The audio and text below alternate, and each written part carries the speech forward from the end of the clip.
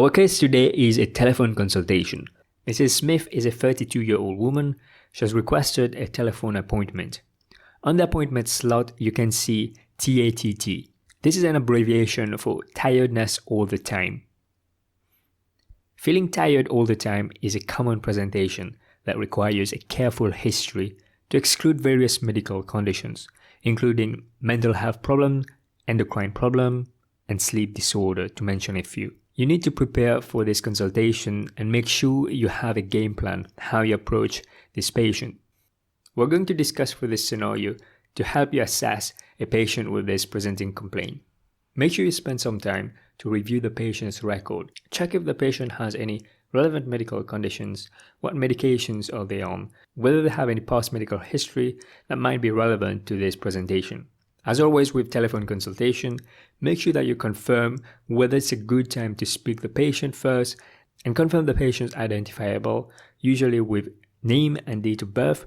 Once you have confirmed that it's a good time to speak the patient and the patient's identifiable, you may ask for consent. How will you consent the patient? Let me show you an example. Hi Mrs. Smith, this is Dr. Kwun. Is it a good time to speak to you? Patient says yes. May I confirm your date of birth, please? My date of birth is XYZ. As part of my clinic today, I'm recording my consultation. This is solely for training and assessment purposes.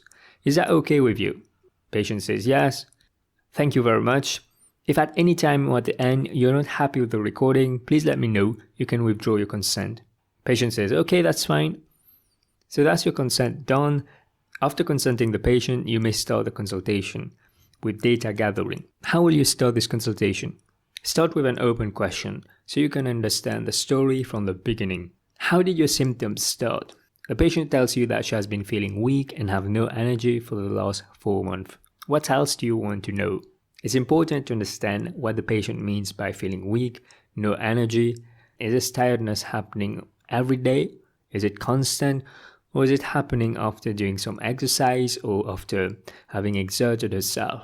We need to know about the patient's sleeping pattern, whether they snore, whether they have any pause when they're breathing at night, whether the patient has other associated symptoms such as any headache, any muscle pain. What is their menstrual cycle like? Have they had any heavy bleeding? Are there any symptoms such as polyuria, polydipsia? Has the patient suffered with recent cold or infection? Also ask about their diet. Has there been any bowel symptoms, any problem with their appetite? Don't forget to cover mental health history. Make sure you ask about the patient's mood, whether there have been any stress recently. Depression can also cause tiredness and low energy. So if the patient tells you that they've been feeling low, then you need to inquire about any precipitating factors, anything that has changed recently. Make sure that you acknowledge if the patient is telling you that they've been feeling low, the pandemic has affected their life, because it's important that you show that you're listening to them and you empathize with the patient. This will also help you to score in interpersonal skill. Ask about presence of red flag. It's important to exclude any life-threatening or any serious problem. So ask about any weight loss, any night sweat. Can you think of any other red flags you will ask in this scenario? As always, make sure that you ask about ideas, concern, and expectation. You need to know about the patient's health belief model. The patient may tell you that they're not sure what is causing their tiredness. They wondered whether there is any supplement that they could take. Ask the patient what supplement that they think they may need, because this will allow you to understand the patient at a deeper level. If they tell you what sort of supplement, then you'll be in a better position to address the expectation. Make sure that you respond to the ideas, concern, and expectation when you go into your clinical management. So make a note of the concern or an expectation that the patient may have. To help you better understand the case, it's vital to ask about psychosocial and occupation. This will give you an information about how the symptoms have impacted on the patient's life, or whether there are any psychosocial elements that's impacting on the patient's health.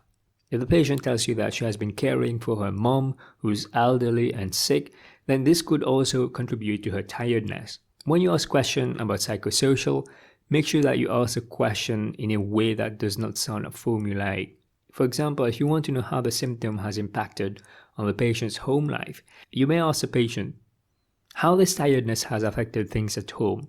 You may already have information about the patient's smoking and alcohol consumption history, so make sure that you use that information when you ask your questions. For example, you may ask a patient, I can see on your record that you drink alcohol. I know that it's been stressful. Sometimes people drink more when they are feeling stressed. Have you been drinking more? By signposting the question about alcohol, then it makes the patient feel more at ease to answer your question. Once you're happy that you've taken a focused history, you've excluded any red flags, you've also understood the patient's ideas, concern, and expectation, and you've explored any psychosocial element of the case, then you may proceed with examination. When you're consulting over the phone, examination may be done remotely if you think that's appropriate, or if you think that the patient may need to come for a face-to-face appointment, then you need to explain to the patient what examination you're going to do and why you need to do this examination.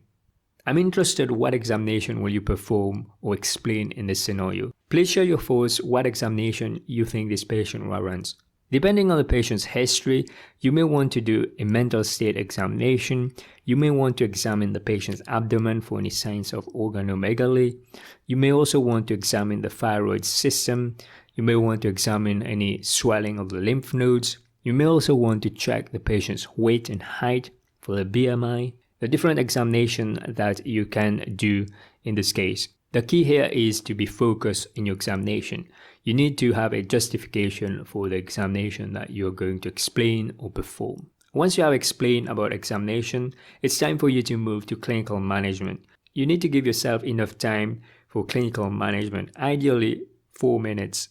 A useful phrase to bridge data gathering into clinical management is to say to the patient, I understand that you're worried about this tiredness and you think that you may need some supplement. Having listened to your story, I think this is one of the possibilities. And there are other things that I'm thinking that we also need to exclude given that you have this 4-month history of tiredness. At this stage of the consultation, you need to have a good idea about your list of differential diagnoses. Depending on the history that you've taken, you may be thinking whether this patient have obstructive sleep apnea syndrome, depression, thyroid disorder, adrenal disorder, chronic fatigue syndrome, or celiac disease. NICE recommend that we investigate patients presenting with tiredness all the time. What investigations do you want to discuss with the patient? Blood investigations include full blood count to check whether the patient has any anemia, ESR or CRP to check whether there's any raised inflammatory markers, LFTs to check the liver, UNEs to check the kidney function, TFTs to exclude any thyroid disorders, HbA1c to investigate any diabetic problem, and a celiac screen to check whether the patient has any intolerance to gluten. When you discuss investigations with the patient, make sure that you explain to the patient the reason you're doing these investigations, because this will be helpful to the patient and also will help you to score in clinical management. Remember that in clinical management, you don't get any marks for arranging tasks. You get marks for proposing a management where you explain what you're excluding and what you think that you need to exclude. So this is why it's so important that you explain why you're doing these tasks. NICE also recommend additional investigation on a case-by-case basis. If you think that the patient may have any problem with the muscle or metabolism, then you may consider CK for muscle problem. You may consider to investigate the calcium level. If you think the patient is at risk of having sexually transmitted infection or bloodborne virus, you may consider counseling the patient about having an HIV test. Don't forget to address the patient's expectation. This patient was worried whether she needed to take any supplement. Generally, if someone has a balanced diet, then supplements may not be helpful. However, all adults living in the UK should be advised to take a daily supplement containing 400 international units of vitamin D throughout the year, including in the winter month according to NICE CKS. If the patient is taking over-the-counter supplement, advise the patient about the need for vitamin D supplement because we don't get much sunshine in the UK. By responding to the patient's health agenda, you also score mark in interpersonal skill. What else will you want to do in this case? We could look into lifestyle changes that the patient may be able to do themselves. So if the patient told you that they drink a lot of alcohol or caffeinated drink, then consider advising the patient to to avoid alcohol or caffeinated drinks, advise the patient about a healthy and balanced diet, try to exercise if they can, and advise the patient about good sleep hygiene. Let's say you have arranged for the patient to have blood tests and you have explained to the patient the reason for the blood test. It's important that you discuss what will happen after the blood test. So make sure that you discuss with the patient about a follow-up arrangement in 2 weeks to discuss the blood results. This will help you score in clinical management. Also advise the patient about safety net. If they develop any worsening of the symptoms or any red flags, then they need to seek medical attention. Make sure that you're specific in your safety net advice. What advice will you give the patient in terms of safety net? If you have any suggestions, any comments about how you would approach this case, please let me know down in the comment section. I look forward to reading your comment. If you have any suggestion on what case to cover next, please let me know down in the comment section. I hope you like this video. If you enjoy watching this video, please smash the like button. Make sure you subscribe so that you don't miss any future videos. Take care everybody. Bye bye.